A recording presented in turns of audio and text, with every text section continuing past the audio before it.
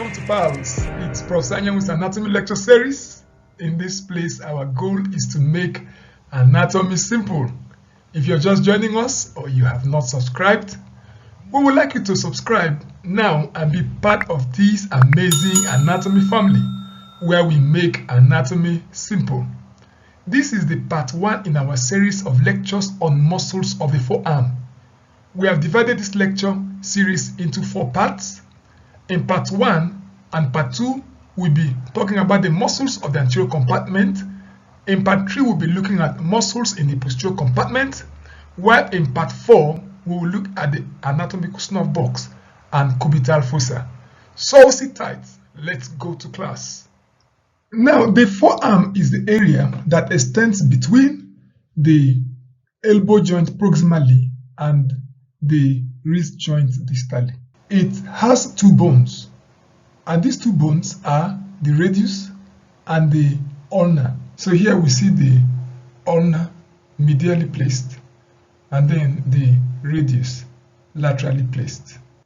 These bones are connected by an interosseous membrane, and here we see the interosseous membrane between the 2 bones. This interosseous membrane will allow movement of pronation and supination while also holding these 2 bones together. The interosseous membrane also gives origin to some of the deep muscles of this compartment. Now, the forearm can be divided into 2 broad compartments. In this transverse section, we'll see the 2 major compartments of the forearm. Here is the anterior compartment, and at the back here is the posterior compartment. So this compartment is done by 1, the lateral intermuscular septum, 2, the interosseous membrane, and then a little part of it by the attachment of the deep fascia. Now here, this is the section of the radius, and then here is part of the ulna. We'll see the lateral intermuscular septum passing from the anterior border of the radius here to connect to the deep fascia here. So we are seeing the deep fascia wrapping around the muscle compartment of this section of the forearm. So here we have the lateral intermuscular septum, and then between the radius and ulna here, we'll have the interosseous membrane. So this interosseous membrane will link the 2 bones, and then to complete the compartmentalization, we see the attachment of the deep fascia. So we see the lateral intermuscular septum, the 2 bones, and here the intermuscular septum, dividing this forearm into these 2 sections we mentioned, the anterior section here and the posterior section here. Now we look at the anterior section. In this anterior section called anterior compartment, it is called the Flexor Pronator compartment. That's the Flexor Pronator compartment. Why Flexor Pronator compartment? Because the muscles we will see in these groups will be doing the action of flexion and pronation. Now, the total number of muscles we have here, we have 8 muscles here, and then we'll look at them in the course of the lecture. And we'll also notice that in this anterior compartment, the muscle bulk here is larger than the muscle bulk in the posterior compartment, and this is as a result of the fact that the muscles seen in the anterior compartment are involved in the exertion of power of grip in day-to-day activities of the hand. Now, for the posterior compartment, this compartment is also called the extensor supinator compartment, and it is because the major actions here are 1, extension, and 2, supination. Unlike in the anterior compartment, the total number of muscles we have here is 13. So 8 muscles in the anterior compartment and 13 muscles in the posterior compartment. So in this transverse section, we're seeing the anterior compartment here colored with blue, and then posterior compartment at the back colored with green. Now the section here also, here is a section of the muscles of the posterior compartment, and here is a section of the muscles of the anterior compartment. We will start our lecture with muscles of the anterior compartment, which is what this section is all about. Now, the total number of muscles here is 8, as we noted earlier, and then they are arranged in 2 groups. Also, we'll see a number of arteries in this group too, and we have 2 major arteries in this group. The first one is the radial artery, and the second is the ulnar artery. These are the arteries you're seeing here. Now, here is the radial artery, and here is the ulnar artery, and both are the 2 terminal branches of the brachial artery. So we see these 2 arteries passing through this region, and then we also see a number of nerves. The dominant ones are the median nerve, the ulnar nerve, and the radial nerve. Now, for the muscles in this compartment, we are going to see the arrangement. As we noted earlier, the muscles in this group are arranged in 2 layers.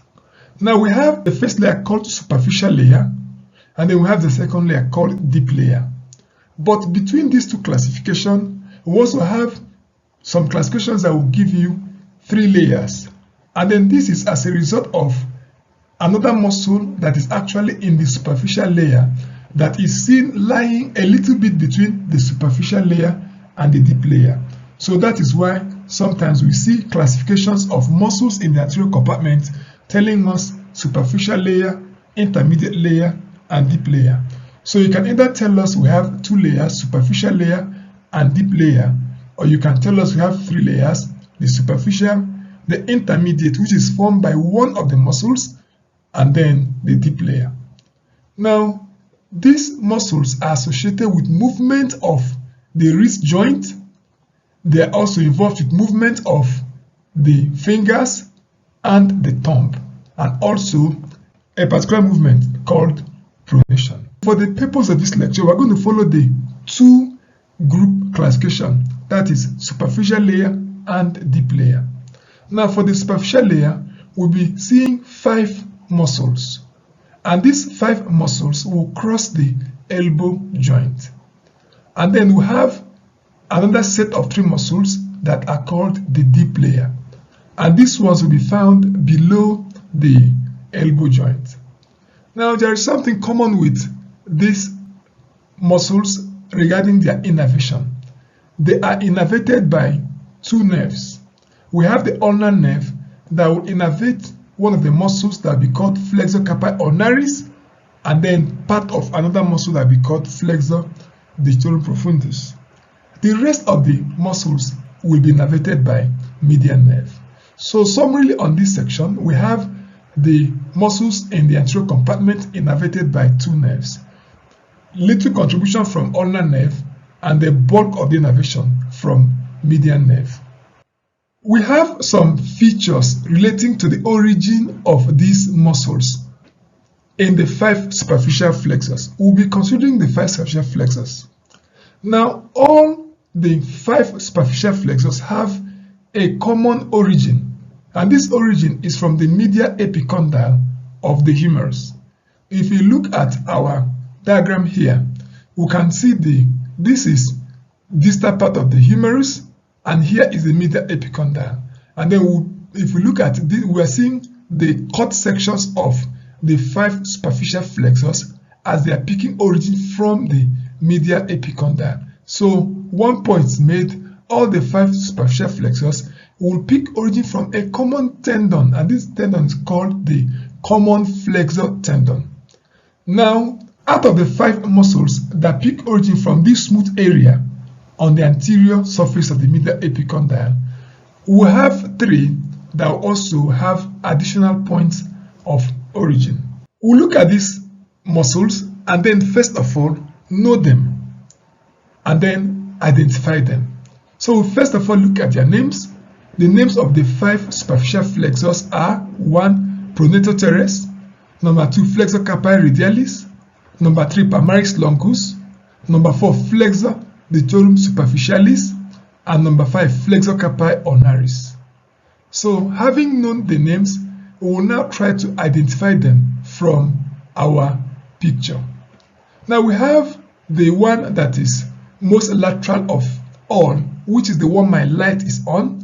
Now this is the Pronator Teres. Now after the Pronator Teres, we have the next muscle here, and this is the Flexor Carpi Radialis running down to the wrist bones. Now after that, we'll see the muscle that be partly part of the superficial group and partly below the superficial group, and that muscle is the Flexor Digitorum superficialis. That's the muscle I'm having my light on. So it's actually partly submerged a little below the rest of the superficial groups. Now we also have the next muscle here, which my light is on, which is the Palmaris Longus, running down towards the palm, and the fifth of them, which is the most medial, which is the Flexor Carpi Ulnaris. So I will run through them again. Here we have the Pronator Teres most laterally, we have the Flexor Carpi Radialis, we have the Flexor Digitorum superficialis, we have the Palmaris Longus, and then most medially we have the Flexor Carpi Ulnaris.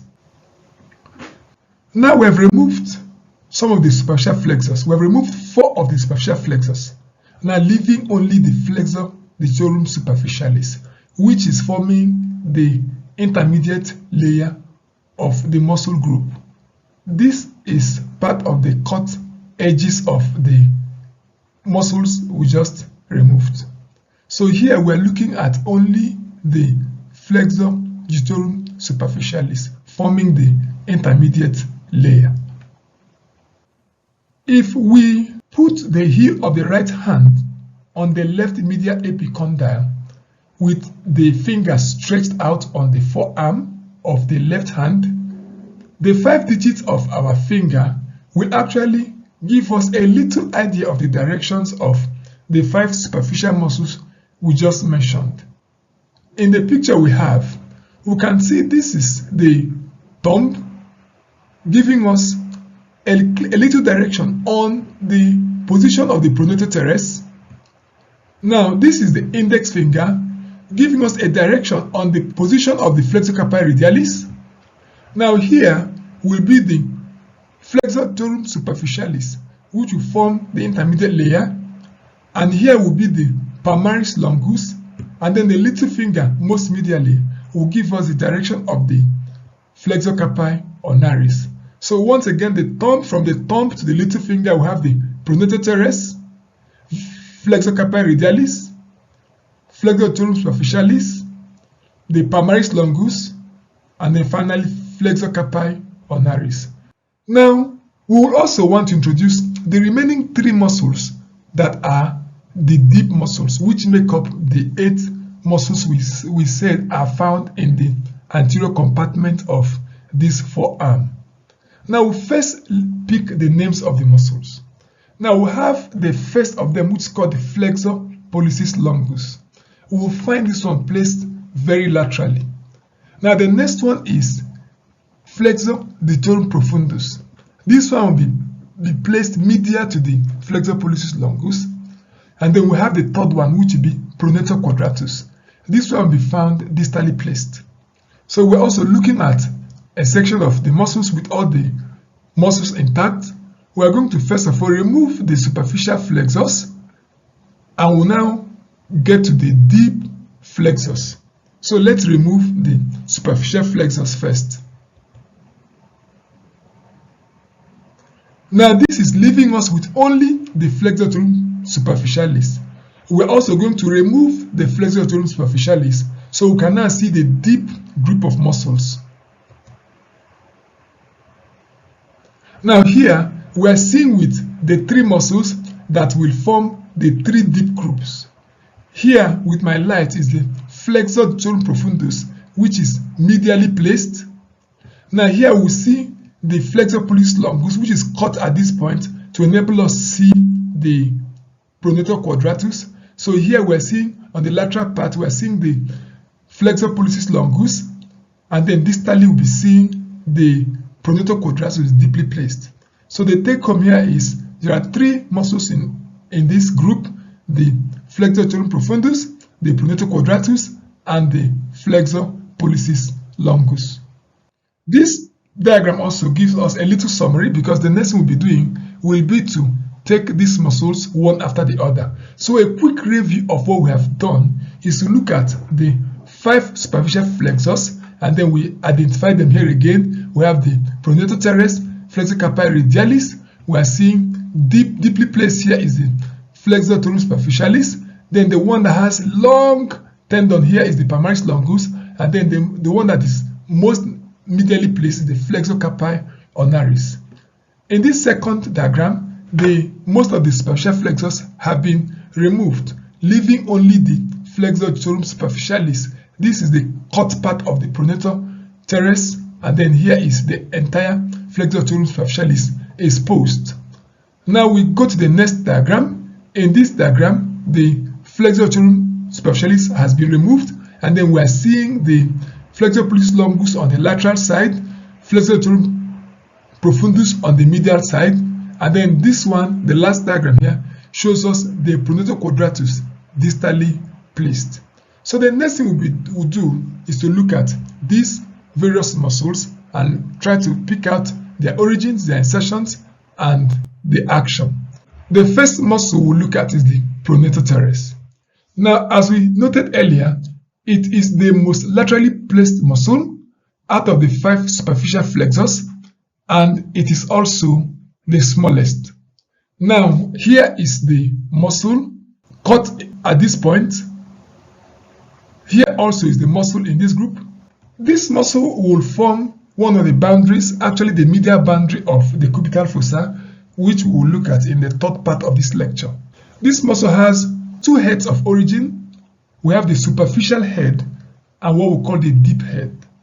Now, the superficial head is from the medial epicondyle, which is the common flexor point of origin. And in this diagram, this is the distal part of the humerus, and then this is the medial epicondyle. So the humeral head, which is the superficial head, is from the medial epicondyle. Now, in addition to that, it also picks origin from the ulna, and that is the coronal process of the ulna. This is the coronal process of the ulna. So this muscle also picks origin from here before going to its point of insertion. Now, this diagram here shows us these 2 heads. Here we're seeing the superficial head from the medial epicondyle, and then here we're seeing the deep head from the coronal process of the ulna. So these 2 heads will form a single muscle belly, and then it will go to its insertion at the middle of the lateral side of the shaft of radius, and then we can see that insertion at this point. We'll look at its innervation. This muscle is innervated by the median nerve, and the action is pronation of the forearm and also flexion of the forearm. Now, we will notice something about the 3 major nerves we noted that pass through the forearm and also innervate some of the muscles of the forearm. Most of these nerves will be seen entering the forearm by passing between the 2 heads of the muscles that they are related to. Now, the median nerve will be passing between the 2 heads of Pronator Teres, and then we'll see the ulnar artery passing deep to the deep head of the Pronator Teres. So here we'll be seeing the median nerve entering the forearm by passing in between these 2 heads, and then ulnar artery will be seen passing below the deep head. The next muscle will be the Flexor Carpi Radialis. Now, this is the Flexor Carpi Radialis. This is also Flexor Carpi Radialis with other muscles of the superficial group. Now, this muscle is one of the 2 muscles that has the medial epicondyle as its only source of origin. So its origin is from the common flexor origin, which is the medial epicondyle of the humerus. And that is the origin we're seeing here. This is the point of origin, the medial epicondyle. Now it will run distally. Now the bones it inserts on is the 2nd and 3rd metacarpals. Now here we have the 1st metacarpal and we have the second, third metacarpals.